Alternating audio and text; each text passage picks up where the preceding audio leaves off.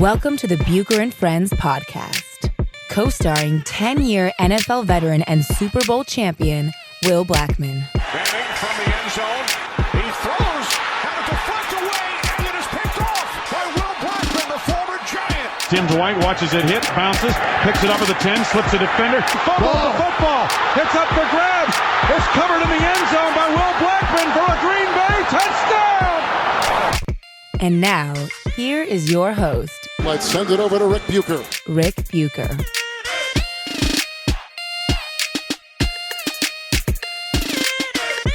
Welcome to another episode of Bucher and Blackman, subsidiary of Bucher and Friends, part of the United WeCast Network.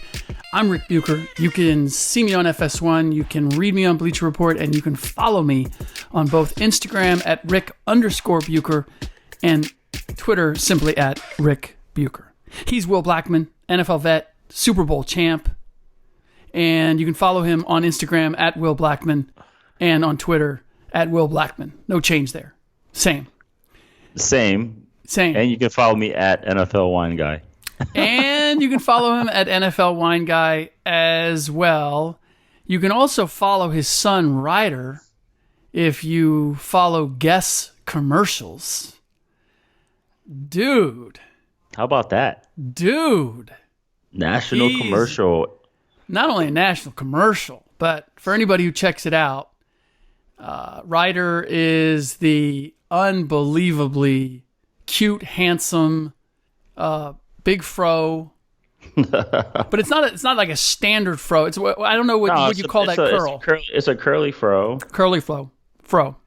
Massive dimples. Like he's taking over, man. So yeah, he was excited to see that. You know, he goes to these auditions and he's just cool about it. He has no ego. It is what it is. And it was really cool. So I would imagine because of that you don't, like, there's always that trepidation. And this is the same thing that, I've thought with LeBron James and Bronny and Zaire with Dwayne Wade to a certain extent is, and there was some kid, I don't know if he's 8-year-old, 9-year-old running back, and he scored like 43 touchdowns. His team won a state championship, and I always get a little bit nervous when stardom hits a kid really, really early. And less so, I guess, in a case like Ryder, because I don't, I know a little bit about.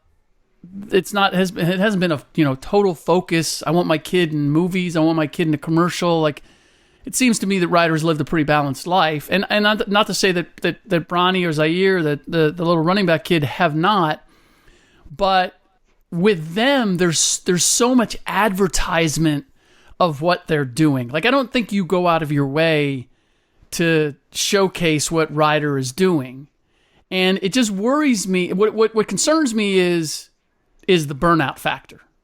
Like, a kid is all in on something that early. Are they going to get tired of it? Is it going to stop being fun and something they want to do? And then, more important, when the parents are all into it and the kid turns 11 and goes, I don't want to do this anymore, how are the parents going to react? That's always that's what I wonder about. Wow, talk about overthinking and like reading in depth into these situations. Well, I look at, in terms of starting hitting like Zaire early or Bronny, they were born into it. Yeah, literally, they were born into it. It's funny when people ask me, what does Ryder do? What does he do at your games? Is he just amazed at what's going on? Is he just like watching everything you do when you play? I'm like, Ryder, honestly, Ryder's on his iPad the whole time. He's not even paying attention when you play. When I'm playing and Ryder's at the games, he's on his iPad. It's just another day at work for Dad. Right. It was just another day. It was, it wasn't anything crazy to him. That's just what he was used to. Well, and then I think those boys, Bronny and Zaire, they chose. That's what they wanted to do. That's what they want to do. It's not like the Marinovich factor where he made him left-handed and trained him all day long and rode him to death. It's not like that at all. No. And I get that, and I'm not suggesting that whatsoever. Like burn off from the attention. What's that? You mean like over it because of the attention? No, in terms of like they're standout now, and they're drawing a ton of attention. And that's what they want. But they have their fathers were all world. Are they going to? That's what they want. Okay, but if they don't achieve, to be actually good, good. If they don't achieve that, then what? Then we'll see. But right now, for them to actually be good basketball players, they're okay with that. Yeah, no. It reminds me of when I see the Sanders boys, Shiloh and Shador. Okay. Shiloh is going to South Carolina to play cornerback. Okay. His dad's Deion's position, arguably the greatest of all time. And he knows, he's like, that's what it comes. It comes with that. There's a standard in our family. There's a primetime standard. And I've been around Shador twice. Shador's actually a quarterback. He has a bunch of offers. And Shador walks around with all the primetime chains on. All the boys. Does he really? All of them do. They all got a bunch of primetime chains. That's hilarious. Gold and diamonds. And they just walk around with so much swag. And they just accept it. That this is the primetime life. This is what it is. They got so much swagger. It is unbelievable. Okay, but here's the difference. And their dad coached them. Their dad was their high school coach. I get that. But I would, if you asked the average sports fan, who's Shador Sanders? They wouldn't be able to tell you. Shiloh, they wouldn't be able to tell you. You ask the football world, they know. Football world, yes. But that's the distinction. Like, because of LeBron. Like, Bronny is... look, it's no fault of LeBron's. I don't know how you would do it any different. I'm not saying somebody's doing something wrong. I'm just saying it's such a tall mountain that his father has created that I just think it has the potential to be really tough. The kid could be really good, and he won't come close to being what his dad was. The Ken Griffey Sr., Ken Griffey Jr. situations are the exception rather than the rule. And I just, at this point, 14, 15, being this, I mean, God, he's almost as well known as his dad. Like, there's nowhere to go. The ceiling isn't that far away, right? He seems so relaxed that he's not even worried about that. He does. He seems so mature in that aspect. Who, LeBron or Bronny? Bronny. Yeah, and look, no doubt. I'm not saying that he should be. I'm not worried about his. I'm not worried about that. I'm just curious to see where it goes. There is a part of me. How was Jordan's kids? Tough. It was tough. You've never heard of them. One of them played at Central Florida, I think. Yeah. But here's the difference. Like, they were his kids, but they weren't all over Instagram. They weren't like all of their games being showcased through his dad, being the center of being a topic on talk shows. Like, I don't know any other kid who has gone through that. And I just don't know. I'm not going to say it's not healthy. It's just. But he's embracing it, though. Okay, well, that's fine. If you were 14, 15, of course I would. That's not true. That's not true because a lot of guys deal with that kind of pressure. He's embracing all of this. There's no comparison. Like, what kid has gone through what Bronny's going through to say this kid didn't, had all this on him and didn't do well with it? Like, I've never seen a kid who's had this much exposure this early with a famous father. With the famous father, okay. I was gonna say his dad. Yeah. And with it, because look, for all that LeBron was touted to be, he didn't have a dad who'd already done everything that LeBron has done. That's where I just look. I'm sure he's enjoying the hell out of it now, as he should. But I mean, he's not enjoying. I'm saying he's embracing all that comes with it. I remember, I always bring it back to football.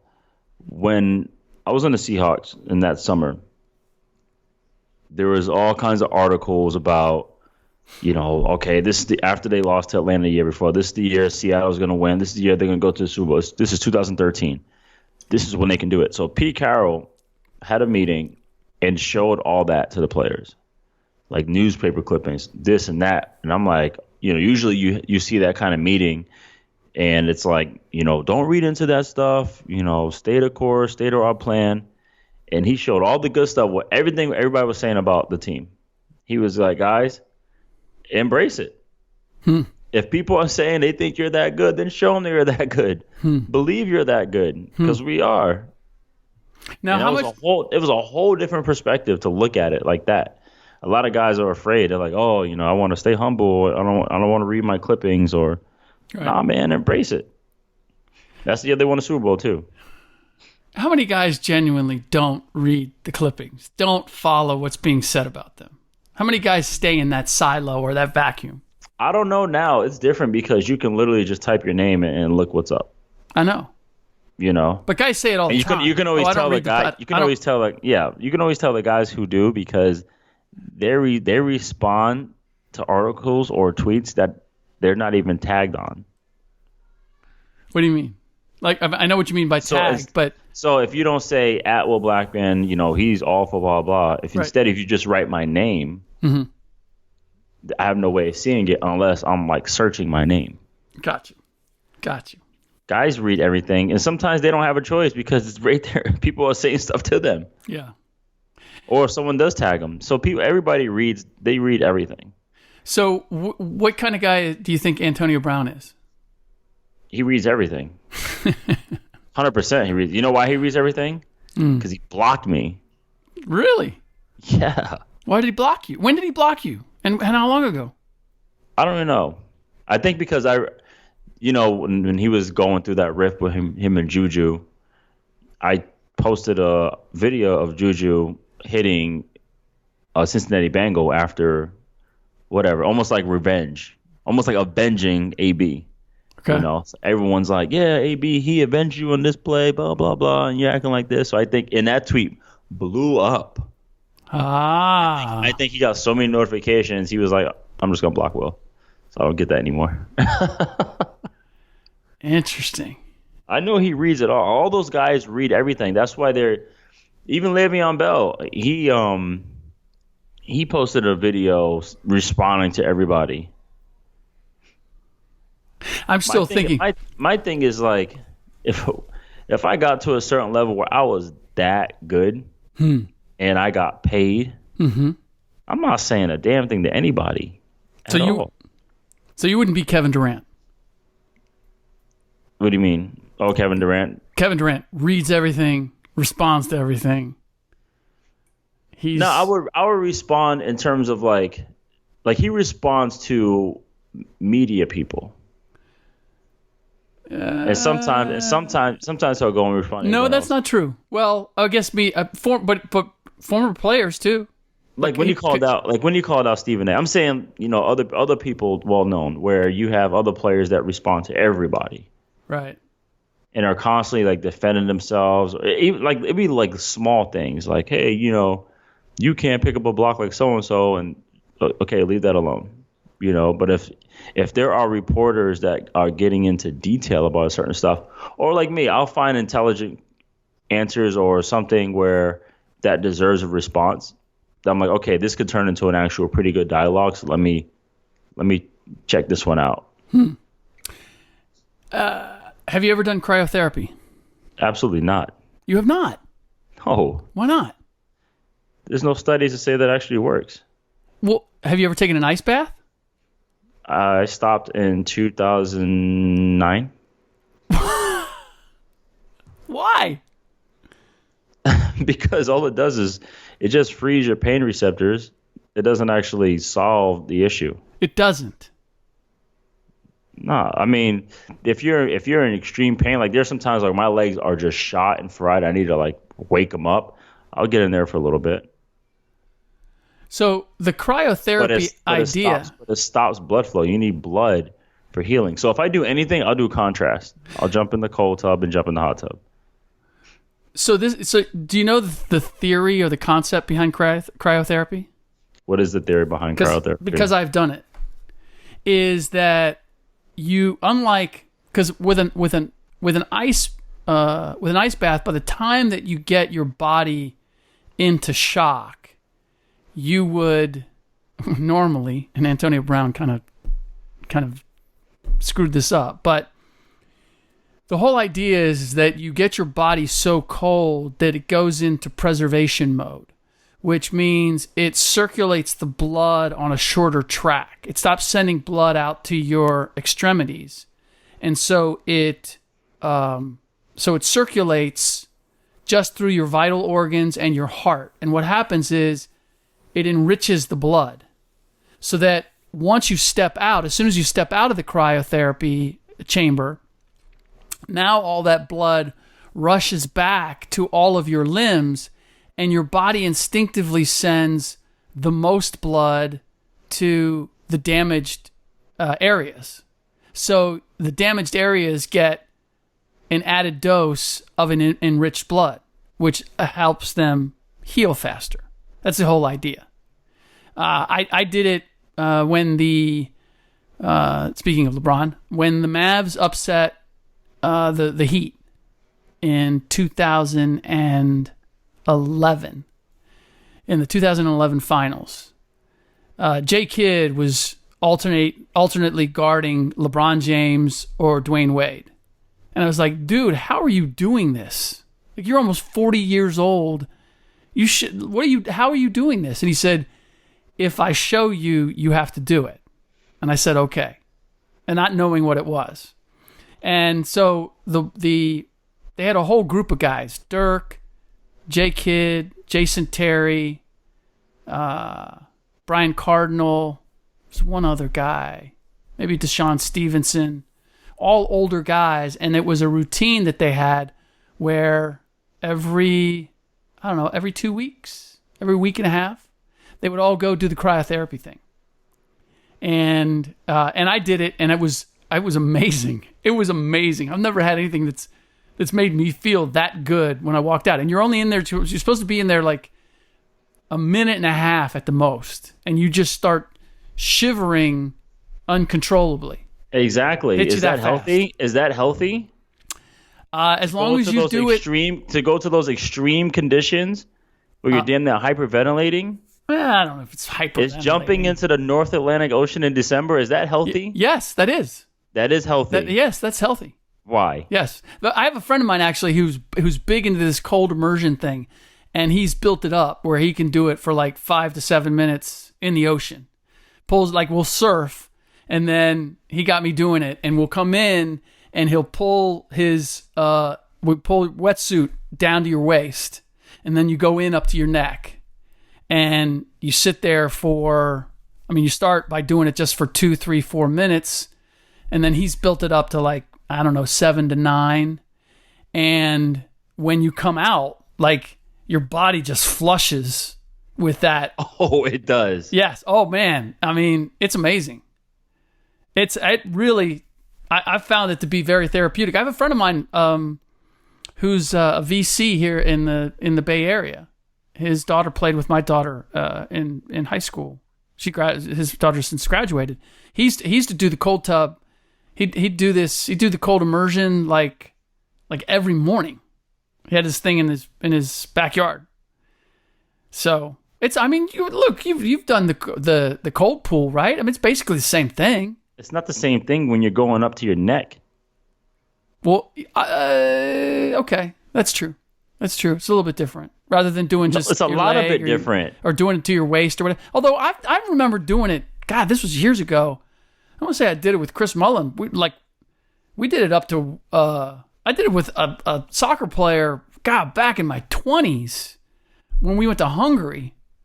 We went to Budapest and we did the Turkish baths in Hungary, and we went cold hot. And I swear that we got in up to our chest at least. But so you stopped because I would think that football players are like all over the cold bath. But they are, and then I learned, I'm like, it doesn't necessarily like cure what's going on with my legs in terms of like soreness. It doesn't fix that. If my legs are just brutally in pain, I'm like, okay, let me go ahead and just like shock them real quick, or just take the edge off. Yeah. So I'll jump in there for that. But if I'm really trying to promote healing, I'll take a salt bath, Epsom salt. Got you. You put in nutrients. You got the warm water that's creating blood flow, and then you have the nutrients from the Epsom salt going back up into my legs. And next day I'll be golden. I did that from 09 to 18. Well, look, to each his own. Whatever works. I'm just telling you the crap. I'm not telling you whatever works. That's what works. Yeah. In any event, this is playing right now because of cryo. This is so classic Antonio Brown, though, because they're very specific. I guarantee you, they gave him a certain time limit, and he decided to do more. Like Antonio Brown, this is what's so curious for me, because there are certain things that he does that are incredibly disciplined, and then there are certain things that he does that he kind of sets his own rules, and I get this part of it because professional athletes are inherently come to believe the rules don't apply to them. You're an example. Like somebody has as many knee surgeries as you've had, the injuries that you've had. Most people go, time to move on. You came back and played more than once. Like you're defying what the normal person does. So it's easy to take that and then just spread it across the board to the rules just don't apply to me. Whether it's coming back from an injury or it's cryotherapy or it's the speed limit or you name it. I get it. I mean, I see why it happens. But Antonio Brown has like an extra element of that, as I can see it. Like the rules never apply to Antonio Brown. Rules don't apply to you either. You and your cryo. How's it? Oh, what do you mean? What do you mean? So, for example, okay, this is my thing. My last thing about the whole ice thing. When you have an acute injury, yes, that swells up, yes, why do you put ice on it? To get the swelling out. And how does the swelling leave? Because ice shuts off the nerves. It doesn't just shut off the nerves. Yeah, it does. It shuts off the nerve and it restricts blood supply. Okay. Because otherwise, blood's going to keep flowing to that spot because it's trying to heal. It's trying to heal. So you're like, let me stop it right now. Right. Let me stop the blood supply. Right. Stop blood supply. You hear that? Okay. Right, because there's too much blood in the area. Your body is overreacting to the injury. So in order to get the mobility back in that joint or that part of your body, you have to restrict the blood flow. You have to restrict the blood flow. And what happens with that's what ice does. Right, and what cryotherapy does is for a minute, it pulls the blood out of there, it enriches it, and then it sends it. It enriches it? It enriches it. And then it sends it shooting back there. It does enrich it. My God, it does not enrich it. It hyperoxygenates it. Yeah.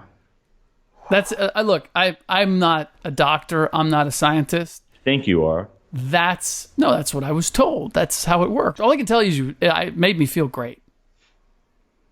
And Kobe built like a cryotherapy chamber. Like he wanted to breathe it. He wanted like forget about up to your neck. Like how'd that work out? I don't know. He had a pretty good career. When did he build the cryo? He got 60. I can't remember. Like I want to say his last 5 years. He had the cryo chamber. He supposedly discovered it when he went over to Germany to get somebody sold him on the knee thing. And yeah, speaking of AB, You skeptic.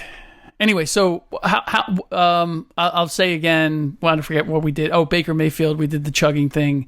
So Antonio Brown, the frostbite on his feet. Big thing, little thing, no thing. It's a big thing.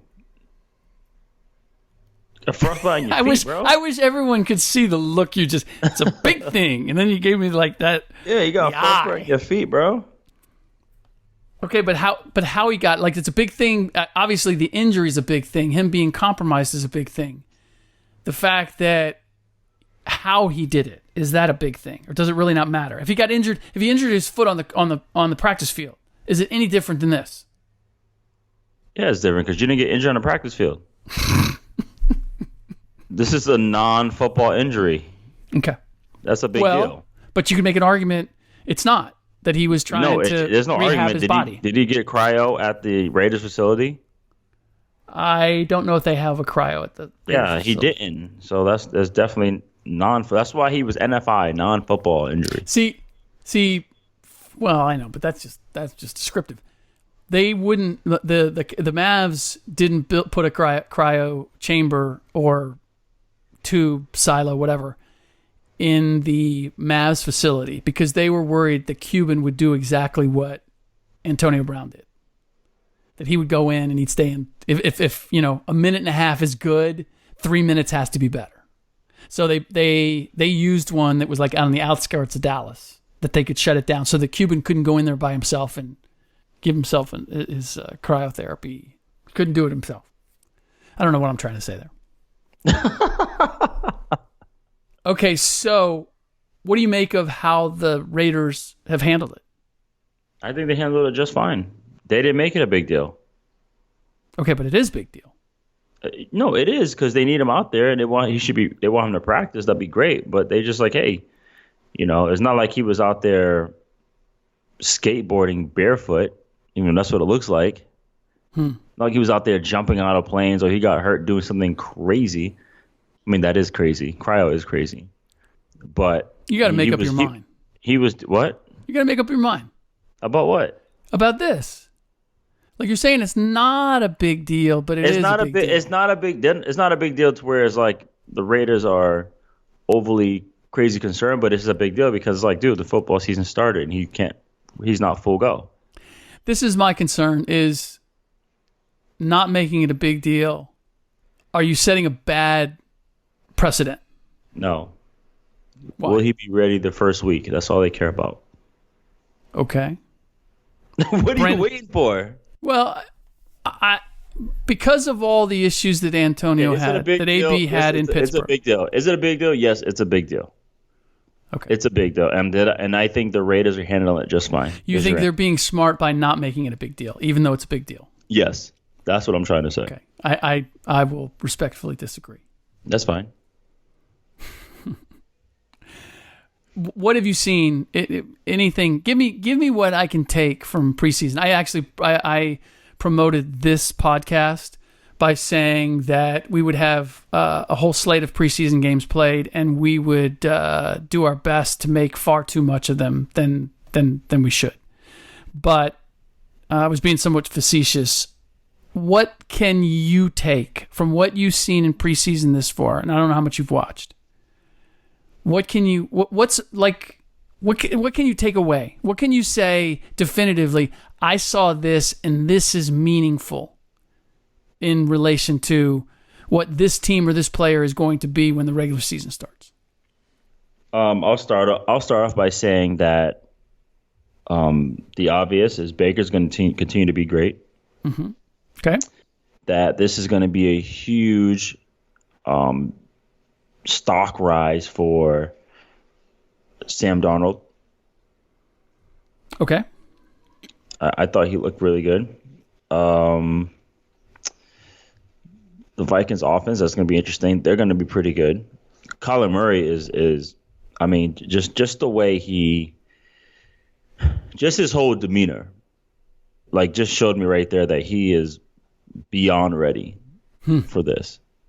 Just how comfortable he is, as if he's been here long enough already. I saw no worry, no concern, everything was real, just calm with him. Yeah. You know? I learned something in our conversations. I've just watched a little bit different. And what I've been struck by is no matter how fast or athletic a guy is, if he doesn't read a situation correctly, he has no chance. Like being able to read what's happening and be in position is I never fully appreciated how vital that is, and that all the athleticism in the world can't compensate for a misread or being a second late. I agree. So thank you. I agree. Because it's just interesting. I watch particularly the defense. I watch the defense in an entirely different way. Anybody else? Do you do team wise? So Kyler Murray. Well, let's start with the Browns. Can they win that division? Is Baker Mayfield that good? Is OBJ? Yes, they are. Yes, they can. They can. Well, they don't know. I think they can. Yeah. What needs to happen? Consistency. What needs to happen is basically the identity and the culture has to be good. It has to be good and strong the entire year, because there's going to be a situation where they're going to face some adversity. And what's going to happen when they face adversity? See, this is I'm gonna compare. I feel like the Lakers with Frank Vogel and the Browns with Freddie Kitchens are very similar. The people are looking at the talent in both cases, and they're not looking at the guy who's running the ship, who at some point, because of that adversity, is going to have to maintain a standard. He's going to have to keep the ship pointed in the right direction. He's going to have to keep guys tuned in. And can he keep everyone when things get difficult, when everybody tries to solve it themselves. And that to me is the difference when you have good coaching. Is coaches say, no, you do this, and we'll be fine.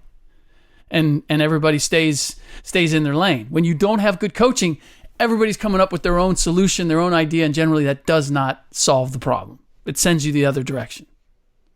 That's where whether the Browns can win that division or not. We haven't talked about this yet, but I like the fact that the Steelers extended Mike Tomlin. I feel I like that they've basically put their chips behind him and said, right, "No, he's our head coach." And yeah, we lost AB and we lost Le'Veon, and they both went out the door unhappy. But the fact of the matter is, we believe in Mike Tomlin, and I think that, and one, I think there's reason to, and two, I think that's going to help the Steelers a lot in moving forward with Roethlisberger, in particular. Well, yeah, because in retrospect, are those two phenomenal players? Yeah, those two they're unreal talent, but they didn't win any titles. Nope. And they played for the better part of the season they played the entire season without Le'Veon last year. Right. So it's not as if there's suddenly it's different, man. In the NFL, it is such a team game. Yes. You could have a couple studs in basketball and be straight. Yep. But again, it's the same. I mean, it depends on how high you're looking to fly. The reality is, with basketball, yes, one or two players can take you from being a team that's outside of the playoffs in the lottery to a team that's a playoff team. Right. For sure. That's what I mean. But if you're going to win... your star, say the star player, he always has the ball. Yeah. He can always get the ball. And if he's hot that one day... But if you want to go anywhere in the playoffs, you need more than that. Then now it's going to test... No, that's the obvious. You do need more than that. Yeah. Where in football, you don't. Football, you can't get anywhere if your team's not playing collectively. You can't get anywhere. Yeah. I like the Ravens in the AFC North, though. There's just something about them. There's something about them. I don't know. I just love their I love their energy. I love their leadership. And then adding Earl Thomas to that secondary right after the Browns add Odell. There's no accident there. Are you buying Lamar Jackson and what he's capable of doing? Or is this more like, I think he's good enough to not lose them games, and the defense is going to win them games? I think there's a lot that we haven't seen that the Ravens have drawn up for him that's going to happen this year. I think right now they're just working on him rolling around, passing the ball, but I believe there's going to be a lot of things in there for him. I would definitely utilize his skill set. You draft a guy because of what he's done. You don't change him at all. Right. I always compare it to, someone like Cam Newton. When they drafted him, the Panthers did. They used some of his plays from Auburn. It's like, yeah, that's what you do. Sure. When Coach Morneray got a hold of Michael Vick looked like he was at VTech. Yeah. That one year in Philly where he went off. Well, I think there's the initial, let's take every quarterback and see if they can be a pocket passer in the NFL. Can they operate from the pocket? Can they be more of a traditional quarterback? But if they can't, then finding a way for them to be successful. That's to me, that's also the mark of a good coaching staff and a good coach. Is I'm not going to make the pieces fit to what I do. I'm going to make what I do fit to the pieces that I have. And yeah, I may have a certain philosophy and a certain approach, and I'm going to try that first to see if there's a marriage there. But if it's not, I have to work with the talent that I have. My job as a coach essentially is to put you in a position to succeed. That first and foremost. Ideally, Right. It would be in the way that I believe football should be played. But if it's not a great fit, then it's on me to figure out what is. And the first sign that a coach is not all that is when I hear a coach complaining about the talent that he has. Because the OC over there is Greg Norman, and Greg Norman was in San Fran. Greg Roman. Roman, excuse me. Yeah. I said Norman's the golfer. Roman was in San Fran, Yes. and the whole Kaepernick deal, Yes. and now he's over here in Baltimore. Yeah. Although I haven't heard great things about Greg Roman. I'm trying to forget who it was. There was somebody who came out, like a player who came out and blasted him. That doesn't mean you haven't heard good things about him. That was one guy who said something. No, that was one guy. No, that wasn't the only thing I've heard. I was surprised that someone publicly came out and said what I've kind of heard here and there behind the scenes. Okay. There's a lot of football players who roll through FS1. He was the OC. Yes. When Cap took him to the Super Bowl. Yes. He's got that playbook for a running quarterback. And they're right down the street from Navy. And he did it for John's brother.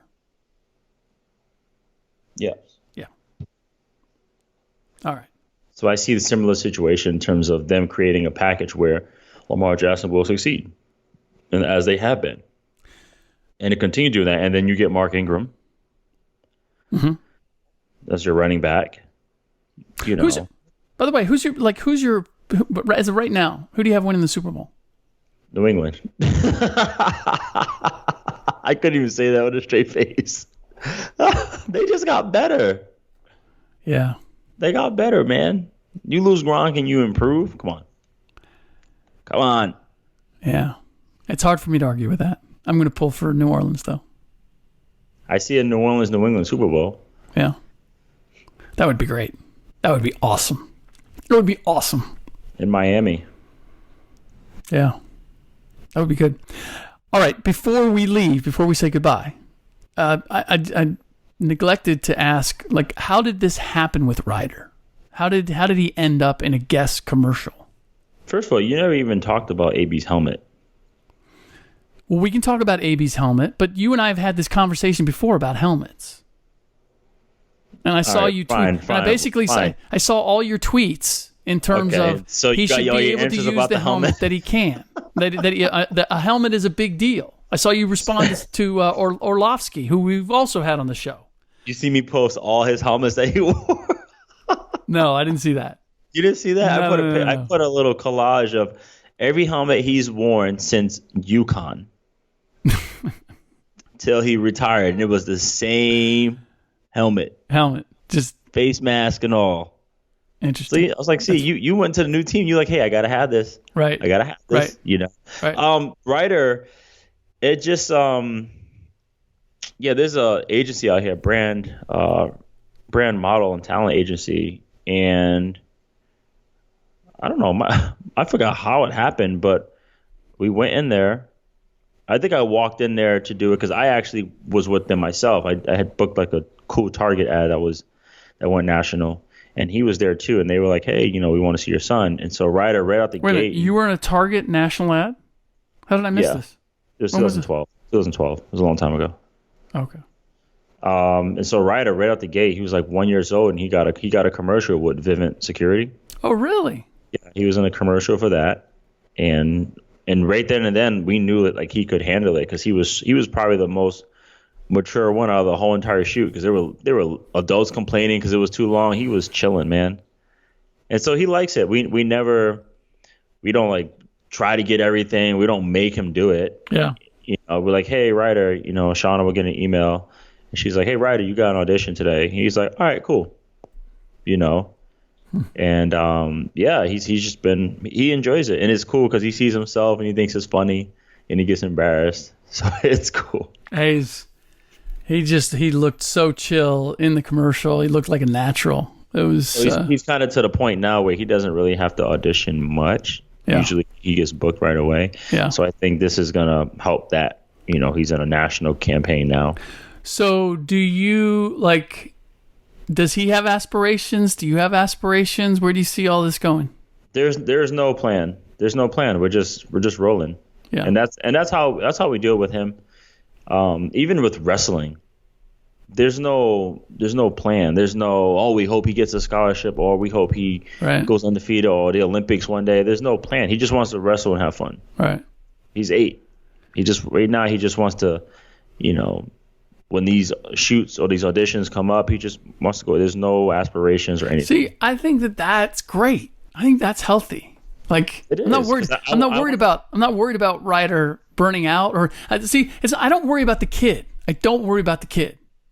I worry about the parents. And maybe I've been surrounded by. If he's asking for these things. Yeah. For example, if he goes to wrestling, and then afterwards he's like, "Hey, Dad, you think you can schedule me some privates with Coach Mark Munoz is his head coach?" I'm like, "Yeah, dude, that's what you want. Let's go do it." Right. I'm not gonna pull him aside like, "Hey, man, you're almost close. Let's go get some privates. Let's go do this." Right. Even though my mind is to help him. Yep. But I feel like it's overkill if I'm like, hey, let's go do this. One morning he asked me, he said, "Dad, you want to go run the track?" And I coach his track team. I would love to run track with him every day if he wanted to. Yeah. But I want him to ask me because then if he asks me to do it, then he'll want to. Yeah. Like I said, he's only 8. I went through this. He's only 8. I went through this with my son when we were in Vegas. Because you were the annoying dad trying to have him shoot around every damn day. No. He said, "Hey, can you find a place for me to shoot while we're in Vegas?" And I said, "Okay, let me see." In my head, I'm like, "Dude, why don't you get a lot of shooting? Then double up your shooting at home, and then I don't have to go to the trouble of finding a place in Vegas for you." Oh my God. But I called a trainer buddy of mine in the NBA, and he said. And I said, "Hey, Matt's looking for a place to shoot." He saw Matt play in a tournament in Vegas last summer, and so he said, "Okay, I'll let you know." And so then he called me one night and he said, "Does Matt still want to shoot?" And I said, "Yeah." He said, "Okay, we're going to be on the track at 7 a.m. tomorrow." It's because we're going to run before we shoot. That's how it works. So I said to Matt, I said, "So-and-so wants you, if you want to shoot, you got to be on the track at 7 a.m. tomorrow." He's like, "Okay." So we went out there, worked out. My buddy put him through it, and then brought him back in the afternoon, and they shot. And actually, no, they went on the track, then they shot. He said, he called me, he goes, Matt was great. I want him to come back in the afternoon if he wants to. I didn't see Matt for the rest of the time I was in Vegas. He went to the first day or two of games, and then he was off on his own training, and he had a blast. So I try to take the same approach, even though you see, because it's more powerful, you know. Agreed. It could be, but when we do it, we'll do it hard work and we'll go. But it's more powerful when he wants it. Like anything I want to go to football camp. My dad was like, okay. Yeah. Even though my dad's mind, he's like, I want him to do everything to better himself. Right. But once he asks for me, then it's cool. Because I truly, we have conversations, and I don't want to plan his life. Right. But I will help facilitate whatever it is, and I will put him in the right environment. Right. Like right now, he's in a fantastic school, and he's killing it. He got all A's. It's just like it's one of the most challenging academic places I've ever seen for that age. And he's just like off the charts. Same thing. The only thing that we are making him do is learn an instrument. Yeah, we have to get back to that. We started there. They both played piano. That's the only thing where it's like you're gonna thank us later, right? Learn an instrument. 100%. Gotta do it. 100%. Everything else is like whatever. Like the whole. Yeah. I know some parents do like no screen time for their kids. Yeah.